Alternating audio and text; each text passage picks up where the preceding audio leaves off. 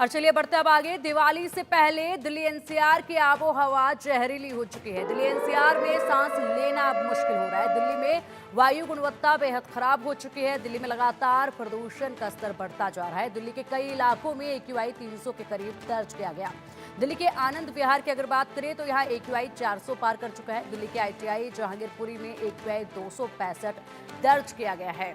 तो देखिए लगातार यहाँ पर जो हवा की गुणवत्ता है वो खराब होती जा रही है और एक के बाद एक इन तमाम दिल्ली के इलाकों में एक्यूआई का जो स्तर है वो लगातार बढ़ता जा रहा है, जो कि अपने आप में चिंता की बात है। लेकिन हर साल ही इस तरह का मौसम और इस तरीके से प्रदूषण की ये मार जो है हर साल दिल्ली एनसीआर के लोगों को झेलनी होती है। लेकिन बावजूद इसके कोई परमानेंट सॉल्यूशन इसका नहीं नजर आ रहा है। सरकारें हर साल वादे तमाम करती हैं, लेकिन धरातल पर वो वादे पूरे होते नजर नहीं आते हैं। दिवाली से पहले दिल्ली एनसीआर की आबो हवा पूरी तरह से खराब हो चुकी है। लोगों को आंखों में जलन और सांस लेने में तकलीफ हो रही है, जिसकी शिकायत लेकर लोग अस्पताल भी पहुंच रहे हैं। खास करके अगर बात करें तो बड़े बुजुर्गों में ये समस्या सबसे अधिक देखी जा रही है। अस्थमा के मरीजों के लिए ये वक्त सबसे कठिन भरा वक्त है और इसी के साथ छोटे बच्चों के लिए भी काफ़ी मुश्किल हो रही है। आंखों में जलन की शिकायत छोटे बच्चे कर रहे हैं अपने पेरेंट्स से, जिसके बाद अस्पतालों में भी इसकी कतारें देखी जा रही हैं। और चलिए अब अधिक अपडेट के लिए हमारे सहयोगी हमारे साथ जुड़ गए हैं। दिल्ली से मेहंदी गर्ग हमारे साथ है और इसी के साथ गाजियाबाद से अनिल चौधरी हमारे साथ जुड़ गए हैं। सबसे पहले रुख करेंगे मेहंदी गर्ग का दिल्ली से। मेहंदी, देखिए दिल्ली की आबो हवा दिवाली से पहले पूरी तरह से जहरीली हो चुकी है और अब लोगों को सांस लेने में काफी कठिनाइयों का सामना करना पड़ रहा है। एक एक सांस पर यह हवा भारी पड़ती जा रही है। क्या कुछ दिल्ली का एक्यूआई है? सबसे गंभीर श्रेणी में किस इलाके का एक्यूआई दर्ज किया गया है?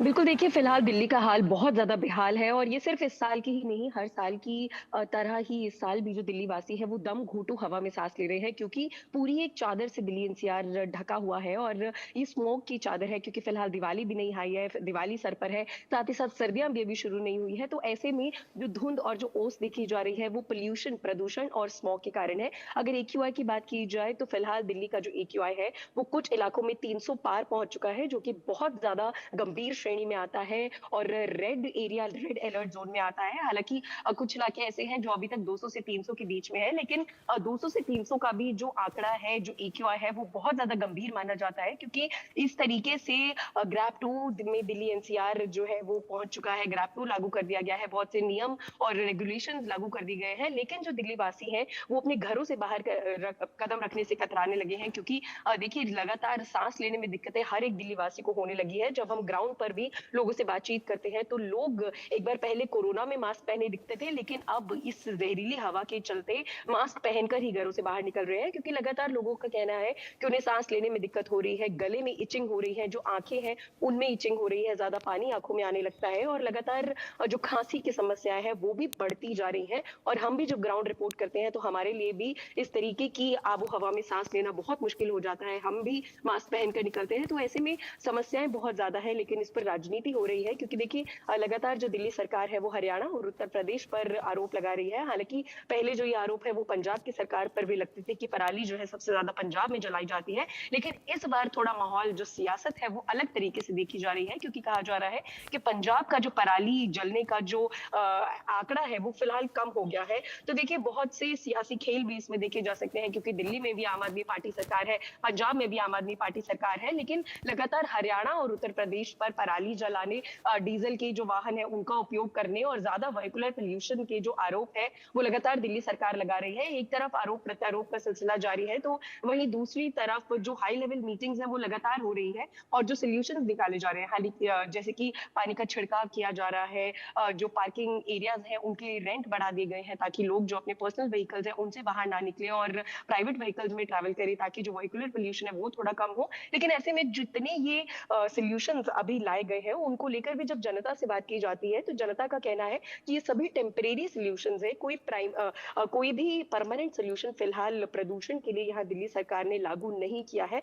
ऐसे में वहीं अगर दिल्ली की राजनीति की बात की जाए तो आम आदमी पार्टी और भारतीय जनता पार्टी आमने सामने है। बीजेपी का साफ तौर पर ये कहना है क्योंकि अभी असेंबली चुनाव भी दिल्ली के बिल्कुल सर पर है, तो इस तरीके की चुनावी सियासत भी बहुत ज़्यादा हो रही है क्योंकि बीजेपी का कहना है कि वो सत्ता में आएगी तो सिर्फ जो एयर पॉल्यूशन है उसी को नहीं, यमुना नदी ये जो बहुत ज़्यादा टॉक्सिक है फिलहाल, बहुत ज़्यादा झाग उसमें देखे जा रहे हैं, उसकी भी सफाई करेगी। तो ये बड़े-बड़े दावे और वादे किए जा रहे हैं कि अरविंद केजरीवाल की जो सरकार है वो सिर्फ मीटिंग करने वाली सरकार है। तो इस तरीके के आरोप दिल्ली से भारतीय जनता पार्टी भी लगाती हुई दिखाई दे रही है। लेकिन सियासत बहुत ज़्यादा जब होती है तो जो दिल्ली वासी हैं, जो वहाँ के रहने वाले लोग हैं, उनको और ज़्यादा समस्याएँ झेलनी पड़ती हैं क्योंकि सियासत के चक्कर में कहीं न कहीं जो बड़े राजनीतिज्ञ हैं, वो सभी आम जनता को भूल जाते हैं, आम जनता की समस्याओं को भूल जाते हैं।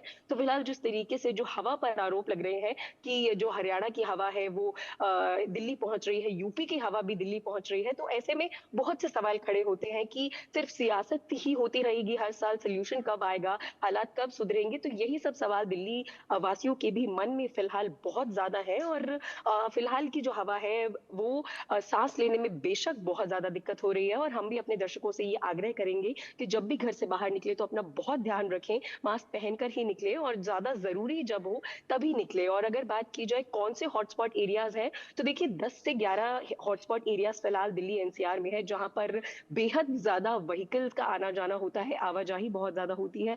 चाहे वो आईटीओ की बात की जाए क्योंकि आईटीओ का जो एक मेन चौक है वो दिल्ली और नोएडा को जोड़ता है तो वहां पर हर समय जो व्हीकल्स का आना जाना है जो भीड़ है वो हर समय लगी रहती है तो ऐसे में वहां का एक्यूआई भी फिलहाल बहुत ज्यादा है जो कि 300 पहुंचने वाला है। आनंद विहार एक बहुत बड़ा हॉटस्पॉट है क्योंकि बस टर्मिनल वहां पर मौजूद है तो लगातार बसों का आना जाना वहां होता है। तो आनंद विहार और अक्षरधाम जो इलाका है ये दोनों भी बड़े हॉटस्पॉट दिल्ली एनसीआर के फिलहाल एक्यूआई के मद्देनजर रखते हुए माने जा रहे हैं और लगातार इन दोनों इलाकों में पोल्यूशन के जो हालात है वो भी बदलते जा रहे हैं।